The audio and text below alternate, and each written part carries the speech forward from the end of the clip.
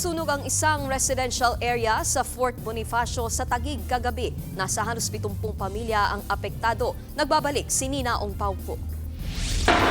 Nilamon ng nagangalit na apoy ang residential area na ito sa Gate 3 Barangay Fort Bonifacio sa Taguig City.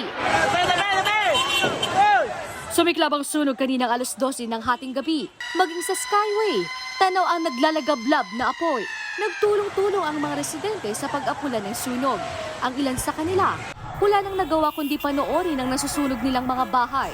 Mabilis na kumalat ang apoy sa magkakatabing bahay. Umabot sa ikatlong alarma o kinakailangan ng 12 fire truck sa pagresponde. May bahay ho doon sa taas po. Doon nag-start. At ang problema kasi light materials yung area, napakabilis din ho ng pagkalat ng apoy. Nabulabog naman ang pagdiriwang ng kaarawan ni Aling Irene. Nakasiyahan kami. But before mag-12, yun na, nangyari na yung sunog sa taas po yun nag-start. Sunog lahat ang gamit ko. Sawa ko hindi nabababa, kaya may kunting sugat siya dito sa likod. Nahabol siya ng apoy. Sa kabila niyan, nakuha pang ngumiti ng ginang dahil may naisalba siya. Durabox ko nga sira, may nandun yung mga panty ko. Panty ko, yun lang ang naano ko kasi siyempre mga personal gamit ko yun. Si Tatay Alan, walang naisalba kahit na damit niya natupok lahat.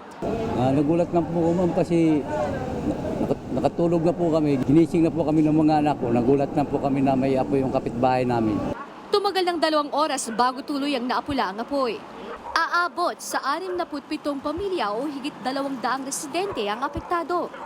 Pansamantala silang nanunuluyan sa multipurpose building ng barangay. Patuloy ang investigasyon sa sanhi ng sunog. Nagbabalita mula sa Frontline, Nina Ong Pauco, News 5. Mga kapatid, Nikki de Guzman po. Para sa pasada ng mga rumaratsyadang balita, mag-follow at mag-subscribe na sa social media pages ng News 5.